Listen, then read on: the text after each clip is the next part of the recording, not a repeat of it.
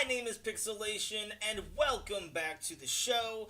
Today we have a very special episode, and that is we are going to go through the list of Crunchyroll Anime Awards nominees, and I'm just going to go ahead and vote.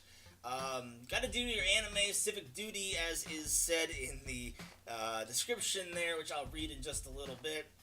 But one thing that I want to emphasize before we get started here is that I love Crunchyroll, okay?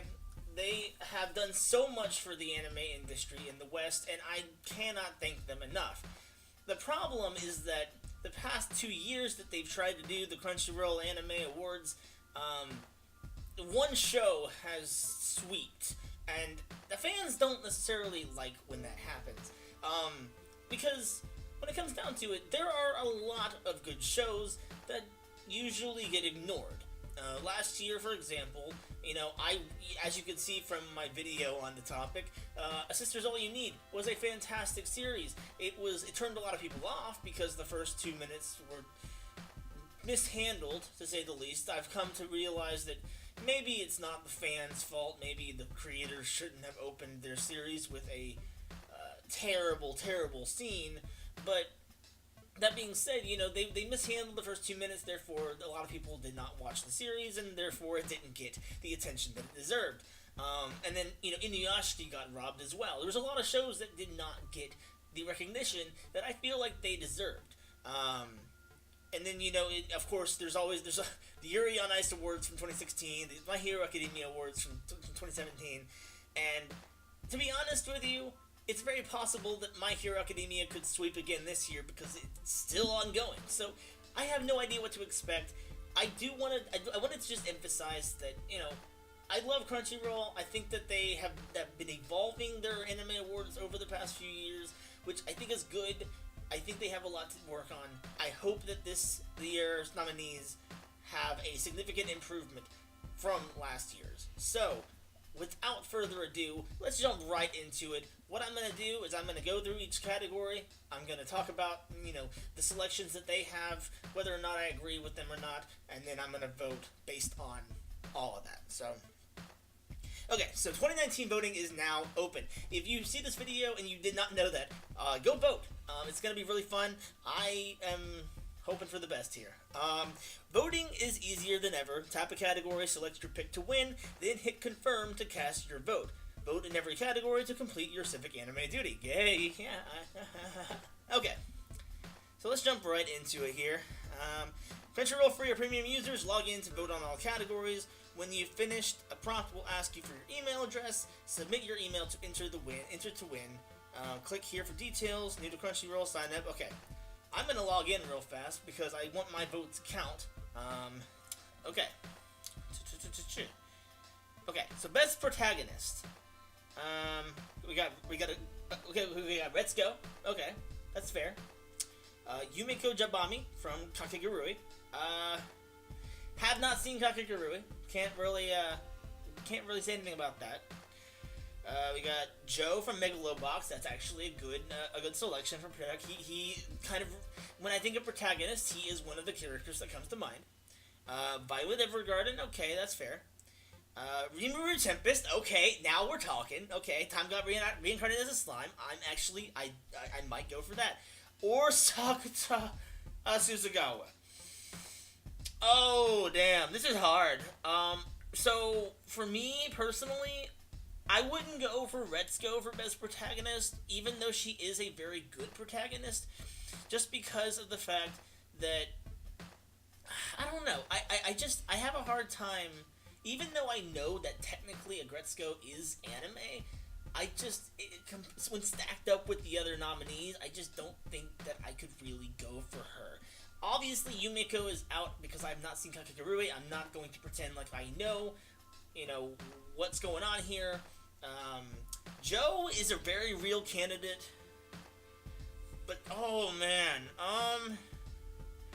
I'm gonna go with Rimuru here because of the fact that he's just, or they, it's really are really just, they're just so lovable. They're such a good character. Yes, they're overpowered as hell, but you know what? They are a very good character, and I personally am gonna go for Rimuru here. Okay, so vote. I am voting for Rimuru Tempest. Yes, confirm. Okay, cool. Now let's do Best Antagonist. We got Ryo Asuka. Okay, I have seen one episode of Devilman Crybaby. I need to go watch the rest. Even though I basically know what happens, I still want to go watch the rest. Akane Shinjo from Gridman. Have not seen that more than one episode of that. All for One from My Hero. Now I know I just complained about the My Hero Awards. The All for One though is a very very good villain, and I think he could potentially win. Yuri from Megalobox. I would think he's more of an anti-hero, but I mean I see why he's being included in the villain space. Toko Surumi. Oh, Surumi. And then, Momonga. Oh, man. I'm gonna go for Surumi. I think he needs more love. Golden Kamui needs more love in general. But, yeah. Surumi, he gets Best Antagonist. Okay, we got Best Boy. Oh, no! You did it! You did it! Crunchyroll, you're winning my heart here. You're winning my heart. Kotaro Tatsumi, hands down, wins this category for me, but let's just humor them. Let's just see who else got nominated. We'll be fair. We got Honda-san, which, oh god, Midoriya again. Oh god, he's gonna win this, isn't he? Shit. And Sakura, okay, he's pretty good. Haida's good though, and Joe. Yeah, no, Kotaro wins, hands down. I'm sorry, I'm not even gonna deliberate, I'm not gonna defend that. Kotaro is, best boy here. Okay, best girl, let's do this shit. Anzu, Hinata from, Please Further Than the Universe. Okay, she's really good, I like her. Oh, you did it! Crunchyroll, you didn't do this! Lily, but then, Sirpa too! Oh my gosh, why are you doing this to me? Oh, Nadeko from Laid Back Camp and man, why you gotta make me decide this shit, man? I'm terrible at decisions, man, come on. But, I'm going for Lily. I gotta represent Lily, man. Asirpa's great. I love her. She was a close second for me because Asirpa is great. If you've seen Golden Kamuy, you know Asirpa is great. But no, I had to represent Lily. She's gotten too much hate on the internet lately, and you know what? She doesn't deserve it. So, all y'all haters, get behind me, Satan. Okay, best opening sequence. Oh man, I'm just reacting off the hell of this. I don't know what I just said. Wotakoi, that was a very, very good opening. I liked that one. It was by Sumika, which is one of my favorite J groups right now. So that's very high contender right now. Darling and the Franks can go suck a I don't really care. Kakegurui. Ooh. No, I even though I haven't seen the anime, I love the opening for that one. That is a very good opening. So that's a maybe. That's a maybe. Pop Team Epic by Sumiri Suisaka. That might win. Agretzko. I thought that was a good opening, but I thought it really, I'm okay. And then I haven't even seen the opening for JoJo Part 5. So I'm gonna go for my Sumika guys. That's who wins for me. That's who wins for me. Okay, let's go ahead and go for best ending sequence here. We got the Megalobox one was a good ending. I think I stuck through the entire. I usually stick through the opening and ending usually, but that one was one that I definitely really enjoyed sticking through the entire time it was on the run. But Attack on Titan season 3 had a good ending too. Man, they're nailing it this season or this year. Man, they're nailing it. I'm really impressed, Crunchyroll. You guys are definitely improving so far. Oh wow.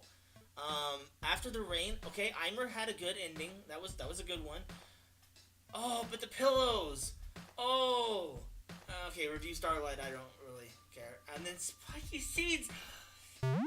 Man, what is this? Why are you making me have these decisions? I don't know. Stop this.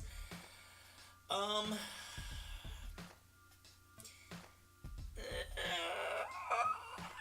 Okay, you know what? I'm going with Spiky Seeds. Spiky Seeds, there you go. We done. We good. Okay. Wait, what's next? Okay, best VA performance, Japanese. You didn't. You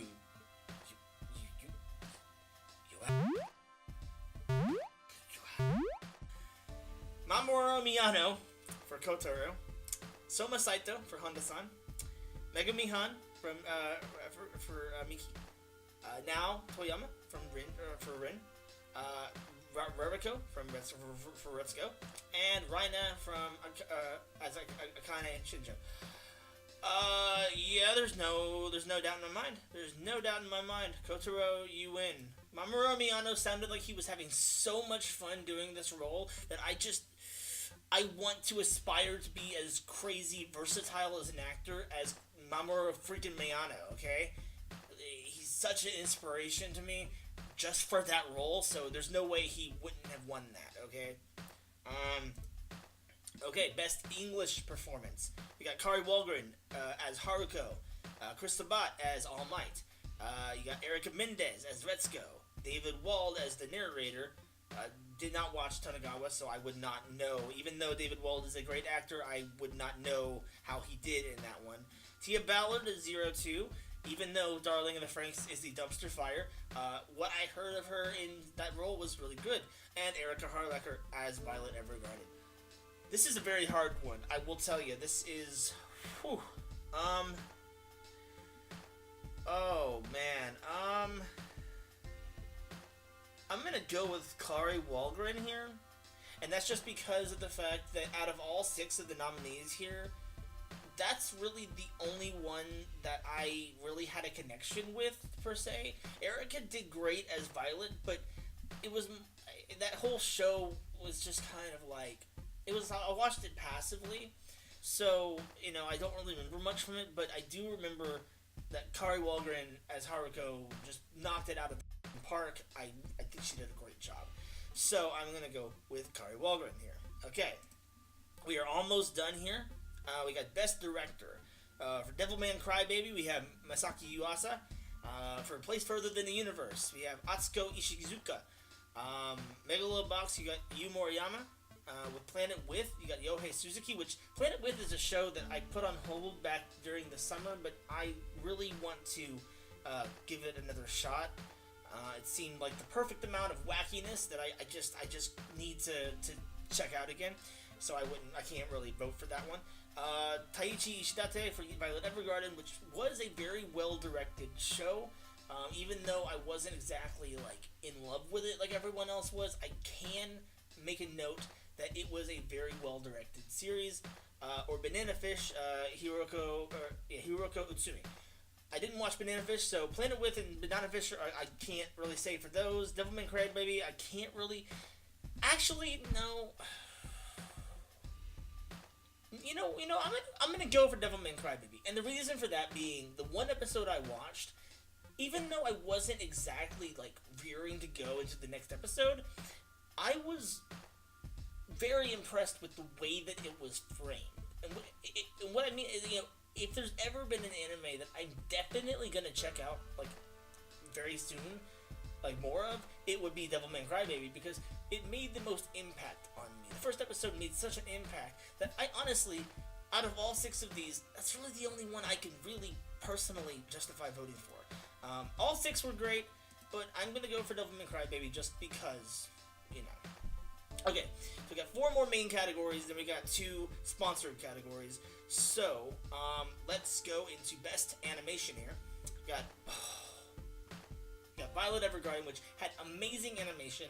I think the biggest thing for that one was the writing wasn't exactly my cup of tea, but the animation was spot on. fun, and it was Kyoto Animation, and I love Kyoto Animation. They're my second favorite studio. I'm actually working on putting together a panel where I talk about their history, so that's awesome.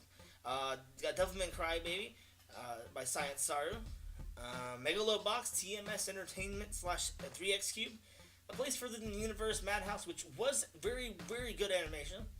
Bloom Into You has solid animation by Troika, and Hero Academia Season 3 by Bone. Okay, so I'm going to go ahead and just knock off Hero Academia here. It had great animation, but I am a little bit burned out. I'm going to choose a show that I feel truly deserves it, and I don't believe that does. So right now, it is between Violet Evergarden and A Place Further Than the Universe. And I'm going to begin to Violet Evergarden because of the fact that it is, if it is anything, it is beautiful as hell. So it is just, it's just perfectly framed. The animation was just like, it was like, okay, so, compare like, A Silent Voice, which was, a full-length movie, to a TV series that Kyoto Animation has done, like, Free, which, not saying anything about Free, but, there's clearly a difference between the two. They have more time to work on the movie than they do on a series, so they have more time to make it look better than they do the series. But with Violet Evergarden, it was a weekly simulcast series. Granted, it was Netflix, so that might have had something to do with it. But, they were able to make it look just as good, if not better, than A Silent Voice, and I think that is a massive achievement in anime. So, they deserve that one. Okay, so next up we got Best Film. Okay, I haven't seen many anime films this year, so this is going to be kind of a throwaway category, but we got The Night is Short, Walk On Girl, which I was very interested in seeing. I didn't get a chance to go see it when it had screenings here, wherever I went, where I live. But I do want to see that. So then we got My Hero Academia 2 Heroes, which another one I really want to see because apparently it is canon, and I do want to see how it fits into the overarching canon here. We got Mirai, which I want to see that really bad too. Liz and the Bluebird, which I think is in the same universe as Sound Euphonium, I think, but I haven't seen Sound Euphonium, so I would need to see that. Mazinger Z Infinity.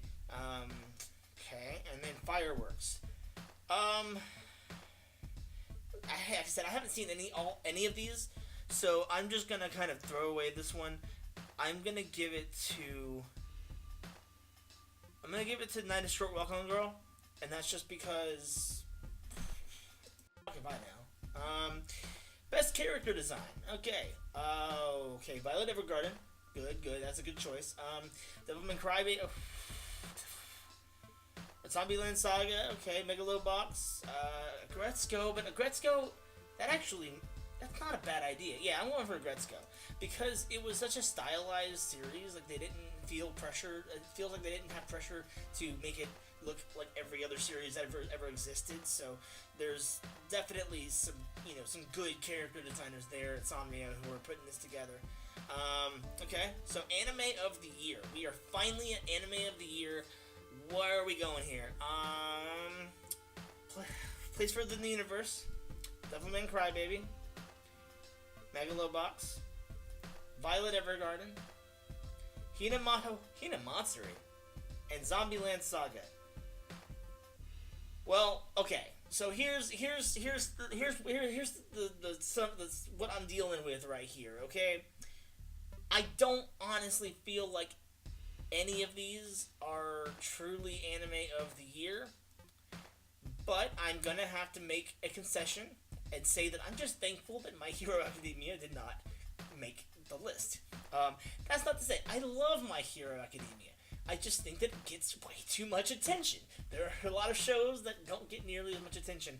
Frankly, the fact that A Place Further Than the Universe got as many nominations as it did shocks and it amazes me, because it was a good series, and I felt like it might have been left in the wings, So, that being said, I'm going to be judging this based on which show I feel made the most impact on the community in the year, and that is hands down Zombieland Saga. I feel like it has done more for the community, for the industry, than any of the other six have. because of the fact that, the way they handled certain things, I won't spoil it, the way they handled certain things such as social issues, the way they handled the kind of the tongue-in-cheek parody of the idol industry in general was very, very interesting and amazing, and I think it deserves it all. It deserves all of the acclaim that it's going to get. Okay, we have reached the sponsored categories here. We got 2 more categories to go, and then we are done. After these 2 categories, what I want to do is, if I'm able, yes I am able, I want to go through and I want to count and see what the total number of nominations each series got, so we can kind of, have an idea of what we're looking at here. So, best fight scene is, we got Hina versus Anzu from Hina Matsuri, which, hands down, that was a great fight scene. It was rare, it really wasn't a fight as much as it was a one-sided brawl, but hey, I'll take it. All for One versus All Might was a great fight. Just saying. Naruto and Sasuke versus Momoshiki, I don't care. Jiren versus Goku, have not seen any of that. Yami versus Licht, haven't seen any of that.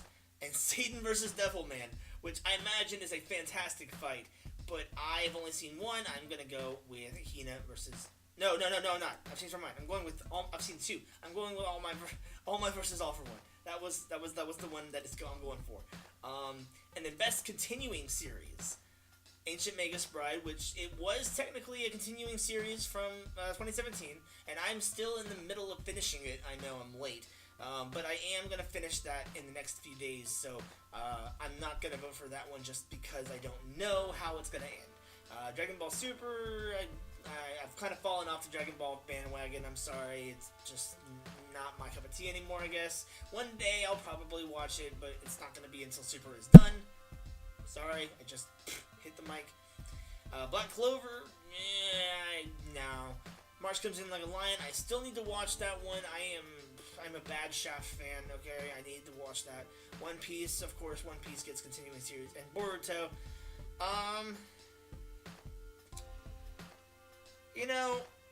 the facts are that One Piece has managed to last for 20 plus years, and I know quantity doesn't always equal quality, but what I have seen indicates that, yeah, it's One Piece. One Piece gets my vote. Okay, so that being said, that is the last category. Right now, I want to go through and I want to do a tally of how many nominations each series got, so we can see how they did compared to last year. Okay, guys, so I have just compiled a lot of data. Just because I said I wasn't gonna do all of this, but I ended up getting stuck compiling a lot of data, and I probably missed some things, but I went through as much as I could to figure out whether or not the Anime Awards did better than they have in the last 2 years in terms of nomination count, and also how many each series got.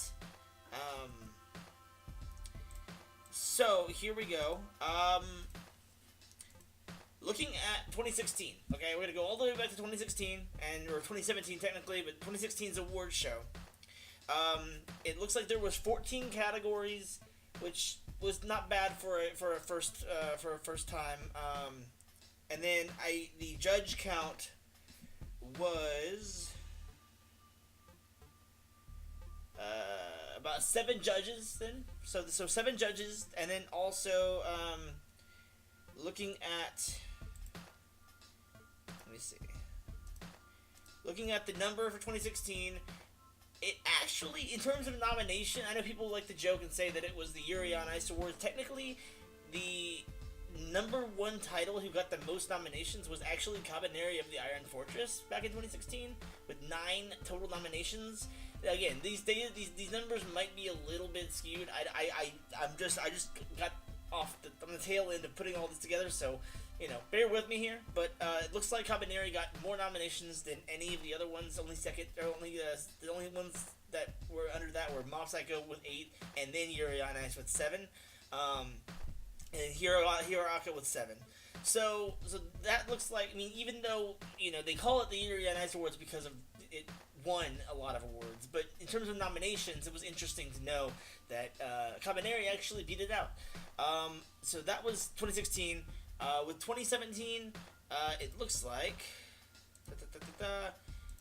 there was 17 categories. I couldn't find how many judges there were for 2017, but the categories there were 17 categories, and of course, Hiroaka took the number one total number of nominations to 10 nominations, with second place being Ancient Magus Bride with 6, Lustrous, Land of the Lustrous with 6, and March Comes In Like a Lion with 6, as well as Little Witch Academia with 6, and then it just goes down from there.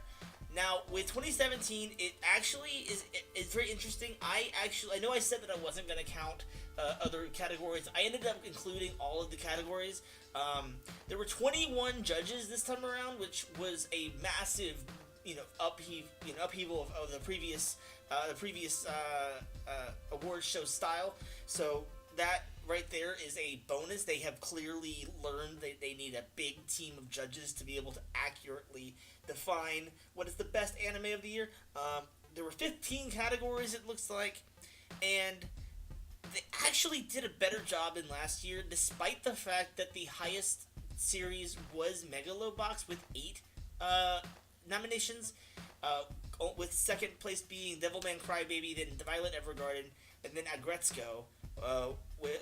Violet had 6, Agretzko had 6, Zombie had 5, Zombieland Saga had 5, Hiroaka had 5, Place for the Universe had 4, Hinamatsuri had 3, Rascal had 3, JoJo's had 2, Darling and the Franxx had 2, Kakegurui had 2, Gridman had 2, and it just goes on from there.